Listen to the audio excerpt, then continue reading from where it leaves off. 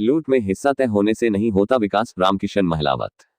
रेवाड़ी बावल 4 जून। आदर्श शर्मा बावल नगर पालिका से निर्दलीय चुनाव लड़ रहे रामकिशन महलावत ने बावल की बदहाली पर सवाल उठाते हुए कहा, शहर का विकास मुख्य समस्या रही। यहां औद्योगिक क्षेत्र होने से पूरे भारत ही नहीं विश्व के लोग भी यहां रहते हैं और यहां मूलभूत सुविधाओं की हमेशा कमी रही है, चाहे रास्ते हो, स्वच्छता हो या बेरोजगारी। इन मुख्य मुद्दों में बावल हमेशा उलझा रहा है। यहां से स्थानीय विधायक के साथ साथ मंत्री होते हुए भी विकास का नहीं हो पाना भ्रष्टाचार को साबित कर रहा है। भ्रष्टाचार में लूट का हिस्सा तय होने के कारण विकास नहीं हो पाता। एक चोर दूसरे चोर पर आरोप नहीं लगा सकता। विकास ईमानदारी से होता है। हम ईमानदारी से कार्य करके बावल का विकास करके दिखाएंगे। महलावत जी, नगर पालिका के चुनाव चल रहे हैं, आपने इसमें नामांकन किया है, तो आप सबसे पहले ये बताइए कि समाज को एकजुट करके चुनाव को किस तरह से लड़ेंगे?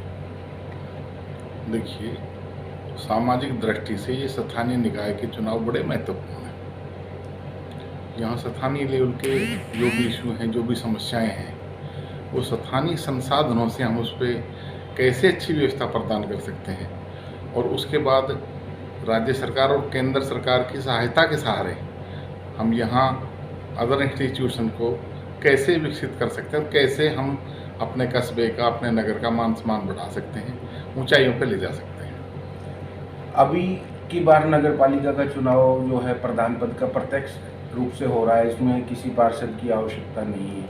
ऐसे में जो प्रधान है उनकी छवि और उनका जो कार्य है वो जनता की बेहतरी के लिए होगा, तो प्रधान पद को पार्षदों की जरूरत है नहीं। तो ऐसे में कई पार्षद निरंकुश तो नहीं होंगे। देखिए, ये जो इस बार सीधे इलेक्शन है, ये वास्तव में हरियाणा सरकार का स्वागत योग्य कदम है कि लोग अपनी मर्जी के मुताबिक अपना यहाँ का एक चेयरमैन, प्रधान या जो भी व्यक्ति जिसको मतलब सिटी फादर कह सकते हो आप, वो चुनना है, वो अपनी इच्छा के अनुसार चुन सकें। जो प्रक्रिया मेंबरों के माध्यम से थी, आप देखते होंगे किस तरह उनको ब्लैकमेल किया जाता था, किस तरह खरीद फरोख्त होती थी और किस तरह नैतिक अनैतिक दबाव बना करके जनता की इच्छा के विरुद्ध जो उनके अपने आका थे उनको जो ना यहाँ जगह दी जाती थी और फिर वो उनके इशारे पे नाचता था। ठीक जनता के मुद्दों से वो उनका कोई सरोकार नहीं था। तो विकास के क्या क्या मुद्दे बावल के क्षेत्र में फिलहाल कस्बे में हैं? बारीकी से विकास करने की बावल में आवश्यकता है। चारों तरफ रोड की, चारों तरफ सीवरेज की, चारों तरफ आप देख रहे हो किस तरह गंदगी का आलम है और नगर स्वच्छ हो, नगर सुंदर हो, रोशनी हो, सीसीटीवी कैमरे हों और ऐसा सुकून महसूस करे जो भी दूर दराज के लोग हैं, चारों तरफ के लोग हैं, भारी जो लोग फैक्ट्री में या और अन्य डिपार्टमेंट्स में आ रहे हैं, उनको ये लगे कि हाँ, मैं स्वर्ग में आ गया। यहाँ ठीक से रास्ते, ठीक से रोशनी, सीसीटीवी कैमरे, सुरक्षा और एक माहौल क्रिएट करने की ज़रूरत है।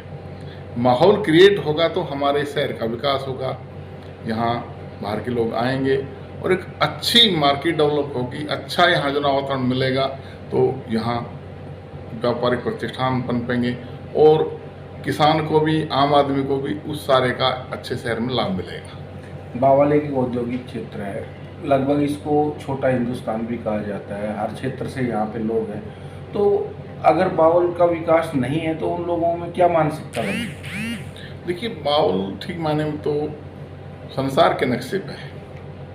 संसार के किसी भी कोने की जो यहाँ इकाइयाँ हैं हमारे यहाँ बावल में देखने को मिल सकती हैं और हिंदुस्तान के दर्शन तो यहाँ होते ही हैं। यहाँ लोग बंगाल से हैं या कर्नाटक से हैं या महाराष्ट्र से हैं, मध्य प्रदेश से, उत्तर प्रदेश, तमाम जो स्टेट के लोग बावल में जो ना अपनी आजीविका देख रहे हैं। तो ऐसे में उनको ठीक व्यवस्था दी जाए, उससे हमारे यहाँ आजीविका के साधन भी बढ़ेंगे और हमारे इस कस्बे शहर का मान सम्मान भी बढ़ेगा। इससे पूर्ण विकास होगा और पूर्ण विकास होकर के जिस तरह मानेसर नगर निगम का दर्जा मिल गया, आसपास के जो हमारे गांव हैं उनमें आपको बहुत ज़्यादा अंतर नहीं रहा, दूरियाँ नहीं रही, तो एक नगर निगम का रूप ये बावल भविष्य में ले सकता है। बावल क्षेत्र से जो विधायक हैं वो लोकल बावल के हैं, 2 बार मंत्री भी रह चुके हैं, रह रहे हैं, तो उन्होंने, आपको नहीं लगता कि बावल का जिस तरह से विकास होना चाहिए था उस तरह से विकास हुआ नहीं है? देखिए, जब विकास में कहीं किसी तरह का लालच छिपा हुआ हमारे अंदर, तो फिर वो निष्पक्ष और व्यापक सोच के साथ नहीं हो सकता। जब हिस्सेदारी तय हो जाए लूट में, वो 1 रुपए की हो सकती है, लेकिन वो चोर तो हो गया। अब चोर चोर पे कैसे लगाम लगाएगा? ईमान जब कोई खो दे अपना, वो एक टीम इस तरह की डेवलप हो जाए कि अपनी हिस्सेदारी तय करो और यहाँ जितना भी लूट मचा सके मचाओ और उसमें हमारा हिस्सा सेफ रखना।